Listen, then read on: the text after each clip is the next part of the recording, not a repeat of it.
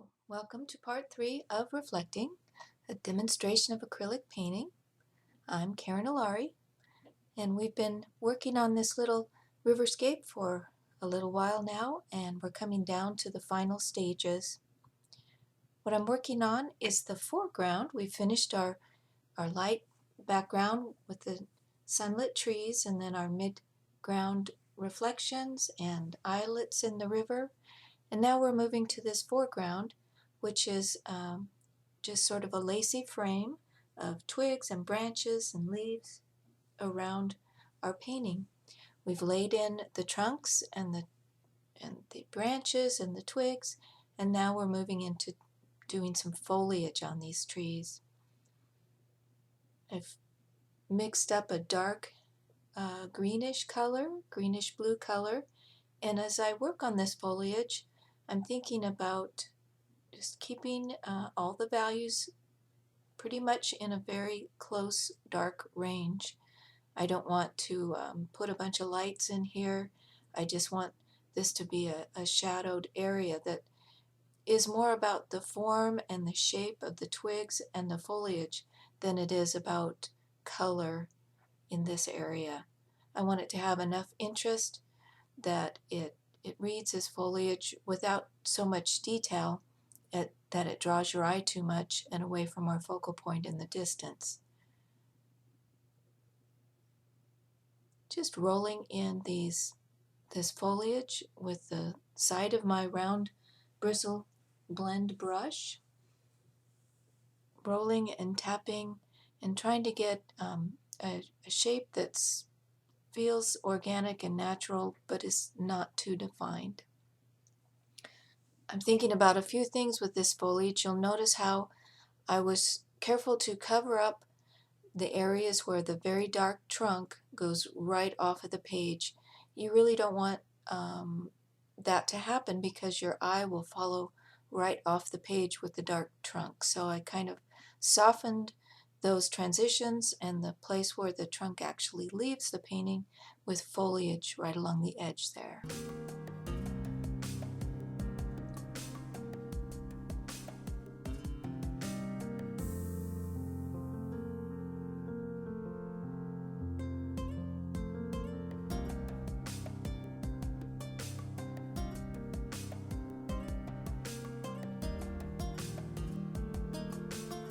Just adding some blue to that, going in and starting on this pine tree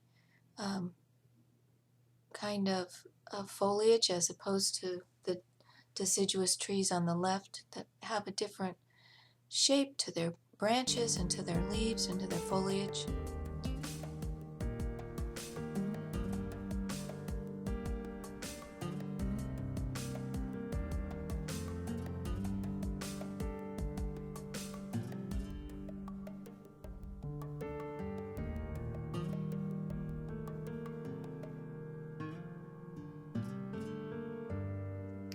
As I'm painting, behind me in my studio, I have a regular full-length mirror, just one of those cheap kind you get, and I just have that leaning against the wall behind me depending on how I have my easel set up, so that I continually look behind myself into the mirror at the painting as I'm going.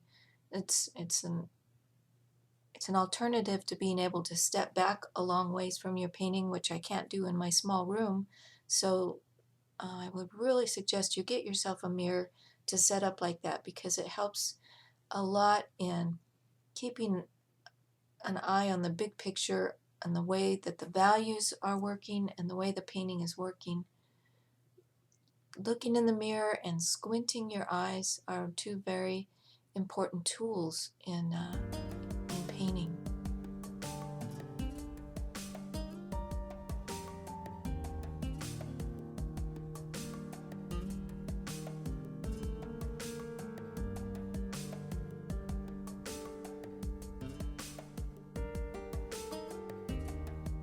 I'm adding some green colors in here, some more greenish colors in these bushes that are growing and plant foliage that's growing along the bottom. Again, just altering my color in this area without altering the value a lot. That's the key to keeping things in shadow.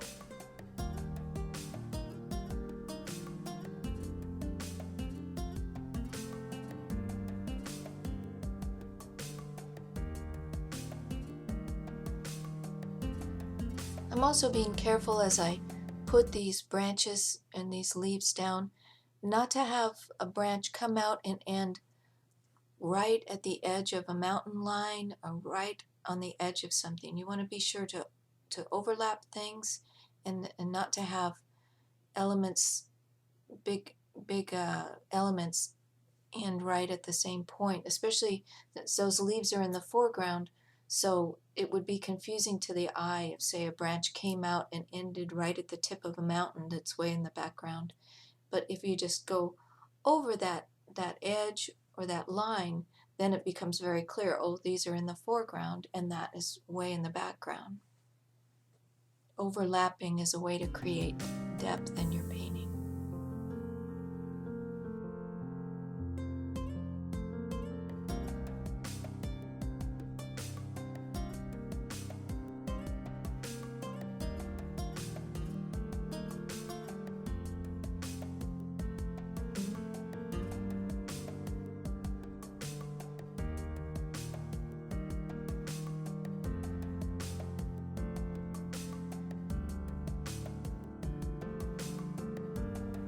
Again, at this point, I'm looking at my reference photo, but I'm not slavishly following it.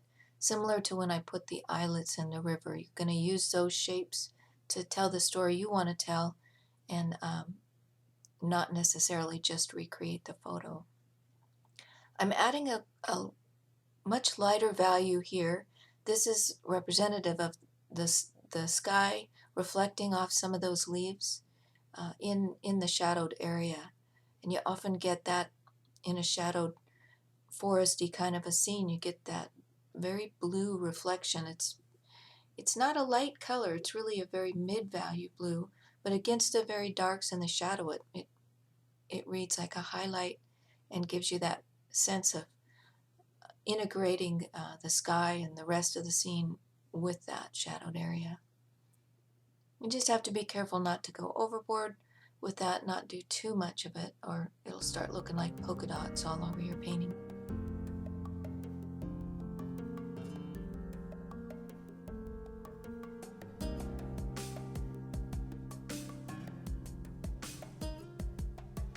Laying in this last little bit of sky highlights and some lighter spots on the trunks, and then I'm stopping at this point, and I'm going to be thinking about this painting for a couple of days and deciding, am I done with this at this point or am I not? And what I came up with were 3 areas that I wasn't happy with. I think I put too much foliage on the trees. I lost some of that background bank and some of the river, and that was too much. I also didn't like my mid-ground islets in the river. They were just too dark. They were as dark as the foliage up in front, and so it was becoming confusing as to which was behind which. And the last thing that I wanted to change is I just felt that foreground foliage was too simple. It was too loose, and it didn't have enough texture on it. The paint was very thin. I was seeing the canvas, the weave of the canvas showing through too much in that area, and it just needed more paint and more texture and more depth to it. So I'm starting out here with my first thing that I want to fix. I'm going back in and repainting some of the background hills. This is called negative painting. I'm painting the negative spaces around the item or the element in front. And I do this often with trees, or when you have a tree against the sky, you paint back in some of the sky around the tree. And it's part of the back and forth and the flexibility that you have when you're painting in acrylics. So I'm going back in. I found a color to match the color that I had used in those background areas. Remember 2 things when you're doing this. that the paint is going to look lighter when you first put it on. So it's going to look lighter until it dries. And also when you paint a sky hole or a tree hole, as I call these, when it's surrounded by a darker color all the way around, it's going to look lighter automatically. Remember, everything's comparisons in painting. So you actually have to go a little bit of a shade darker to not have that stand out.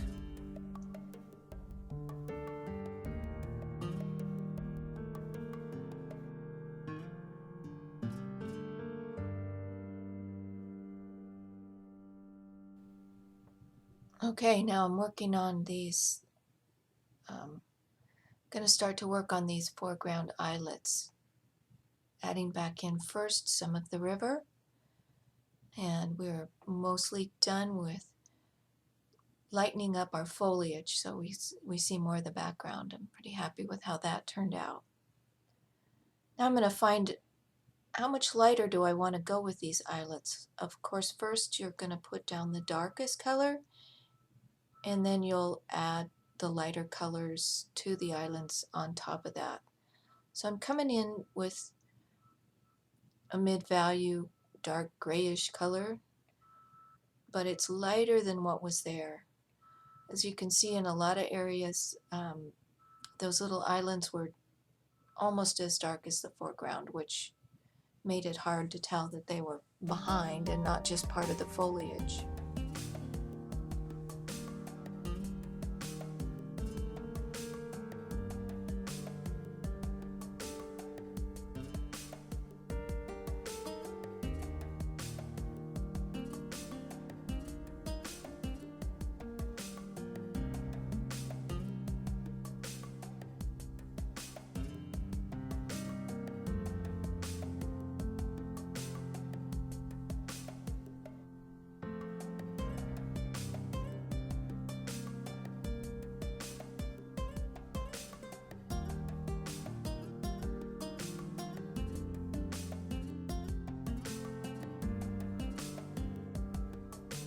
And there's that peachy color with cadmium red, cadmium yellow, some white, and a little bit of ultramarine blue to gray it down just a little bit.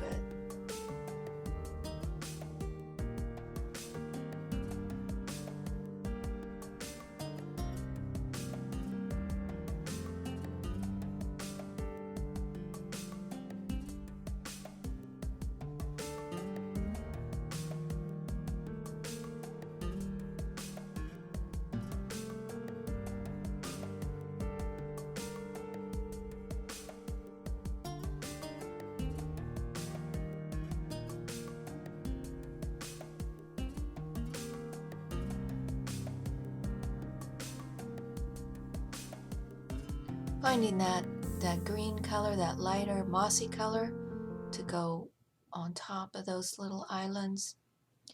Everything is so relative. These islands really did look darker in the photo, but it just didn't read well. So you just always have to compare. And I think that's working. I think they pushed back quite a bit by lightening them up a little bit. I'm switching to that little tiny brush that I use to create small water ripples around the islands, recreating those. We put them in once before, but painted over them. So now we'll come back and recreate those little ripples and the water lapping up against the island. So there we go. Number 2 on our list is completed. Now we're going to move to number 3, which was adding some more texture and interest into the foreground.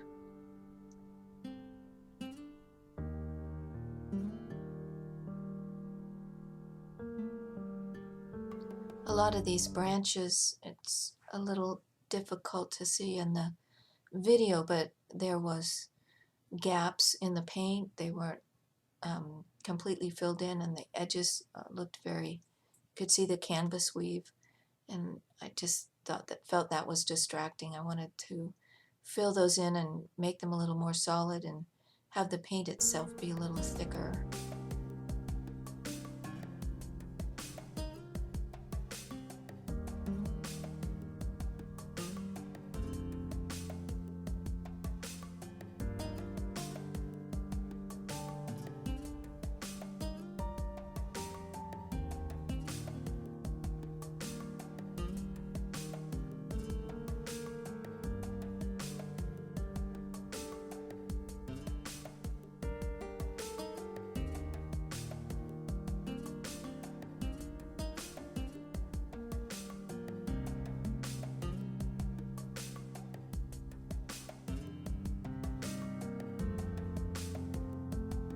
You notice again as I move to the top areas of the branches, I always go lighter. We talked a little bit about that earlier, but that contrast of a very dark against the very light sky will just be too big of a contrast, and it draws your eye up there.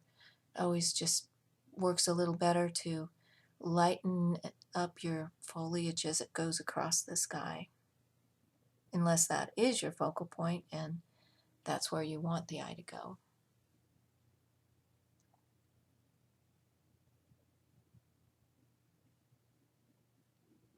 And lastly, coming in with some of the sky color to lighten up the foliage in that area as well.